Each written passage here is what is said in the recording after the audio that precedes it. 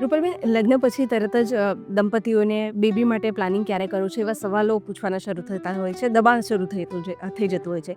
પણ એક્સપર્ટ તરીકે તમે શું માનો છો કે બેબી માટેનું પ્લાનિંગ ક્યારે કરવું જોઈએ લગ્ન પછી? જ્યારે લગ્ન થાય ને કપલના, ત્યારે કપલનું સૌથી ઇમ્પોર્ટન્ટ કામ તો એ લોકોના લગ્નના અને એમના હનીમૂનના ફોટા ક્યારે સોશિયલ મીડિયા પર મૂકશું એ હોય છે.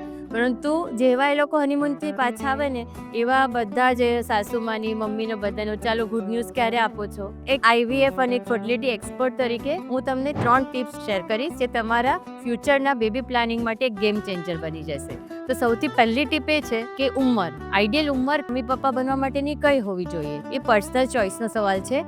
પરંતુ મોસ્ટ આઈડિયલી જ્યારે ડૉક્ટર તરીકે હું સલાહ આપું ને, ત્યારે હું એવું માનું છું કે તમારું પહેલું બાળક 25 થી 30 વર્ષમાં આવી જવું જોઈએ. કારણ કે તમારા હોર્મોન્સ બરાબર હોય છે, તે વખતે તમે મેડિકલી ફિટ હો છો, તો તમને પ્રેગ્નન્સી રહેવામાં એટલે કે કન્સીવ થવામાં બી તકલીફ ઓછી પડે છે અને ડિલિવરી રિલેટેડ મેડિકલ પ્રોબ્લેમ્સ પણ ઓછા આવી શકે. પરંતુ આજકાલ આપણે કેરિયર ઓરિએન્ટેડ ઘણા થઈ ગયા છે, ખાસ કરીને સ્ત્રીઓ પણ. એક તો લગ્ન મોડા થાય છે અને 30 વર્ષ પછી જે લોકોને એવું પ્લાનિંગ હોય છે કે બાળકનું પ્લાનિંગ પછી કરીએ. તો તમારે જ્યારે લગ્ન થાય ને તેના થોડા મહિના પછી તમારો ફર્ટિલિટી ચેક એક વખત ડૉક્ટર પાસે જઈને કરાવી લેવાનો. એટલે ખાસ કરીને AMHનો રિપોર્ટ અને તમારા હસબન્ડનો સીમેન્ટ ટેસ્ટ, આ બંને નોર્મલ હોય તો પછી ડરવાની જરૂર નથી. પરંતુ આમાં કંઈ પણ તકલીફ આવે, એટલે ખાસ કરીને તમારું AMH લેવલ ઓછું હોય અને ડૉક્ટર કહે કે તમારોમાં ઓવેરિયન રિઝર્વ જલ્દી નાની ઉંમરે ઓછું થવા માંડ્યું છે, તો પછી એગ ફ્રીઝિંગ વિશે પણ તમે વિચારી શકો. બીજી ટીપ છે, હમણાં જ મારી પાસે એક પેશન્ટ આવ્યું, હજુ કાલથી જ OPDમાં.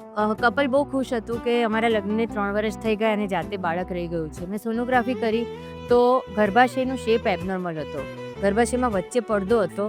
પડદાની એક તરફ નાનકડું બાળક હતું અને બીજી તરફ બહુ મોટી ગાંઠ, ફાઇબ્રોઇડની ગાંઠ હતી. હવે જો હું આ પ્રેગ્નન્સી એમને ચાલુ રાખવાની સલાહ આપું ને, તો મિસકેરેજના ચાન્સ વધે અને સપોઝ આ બાળક આગળ વધે તો ફાઇબ્રોઇડની સાઇઝ મોટી થવાથી અને વચ્ચે પડદો હોવાથી બાળકને બ્લડ સપ્લાય ઓછો મળે અને યુટ્રસના કોન્ટ્રાક્શન વહેલા ચાલુ થાય તો પ્રીમેચ્યોર ડિલિવરી થવાની તકલીફ રહે. એટલે કપલ બિચારું ડરી ગયું.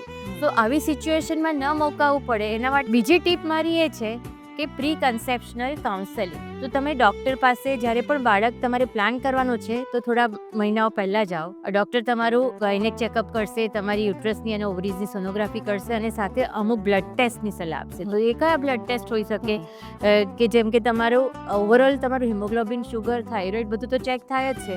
આ ઉપરાંત બીજ બનવાની કેપેસિટીનો રિપોર્ટ એટલે MH ચેક થાય. તમને કોઈ જાતના સેક્સ્યુઅલી ટ્રાન્સમિટેડ ડિસીઝીસ નથી તેની અંદરથી માહિતી મળે.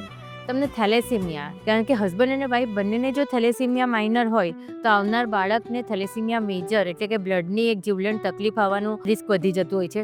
તો આ બધા ટેસ્ટ ડૉક્ટર કરશે અને તમને જે સપ્લિમેન્ટ્સ ચાલુ કરવાના છે, જેમ કે folic acid supplement, D3 supplement, તો એ ચાલુ કરવાની સલાહ આપશે. અને ત્રીજી ટીપ છે તમારી હેલ્ધી લાઇફસ્ટાઇલ. એટલે કે જ્યારે બી તમે પ્રેગ્નન્સી પ્લાનિંગ કરો છો તો થોડા મહિનાઓ પહેલાં જ જો તમને આલ્કોહોલ અને સ્મોકિંગનું વ્યસન હોય તો એ બંધ કરવું જોઈએ. આજકાલ સ્ત્રીઓ પણ સ્મોક કરતી થઈ ગઈ છે, તો એ તો ખાસ જ બંધ થઈ જવું જોઈએ. બીજી વસ્તુ, તમારી પ્રોપર ઊંઘની જરૂર છે. તમારે સ્ટ્રેસ લેવલ ઓછું કરવાનું છે. એક્સરસાઇઝ રોજ જ 30 મિનિટથી 40 મિનિટ જેટલી એક્સરસાઇઝ કરવાની છે. અને તમે હેલ્ધી ડાયટ લો. તમારા ડાયટમાં એન્ટીઓક્સિડન્ટ્સ વધારે જાય એના માટે તમે કલરફુલ વેજીટેબલ્સ અને ગ્રીન વેજીટેબલ્સનું પ્રમાણ વધારો, સાથે પ્રોટીન્સ અને નટ્સ પણ વધારે લો. યાદ રાખો કે એક હેલ્ધી પેરેન્ટહુડ એક જવાબદારી છે, ઉતાવળ નથી. એટલે સરખા પ્લાનિંગ સાથે કરો.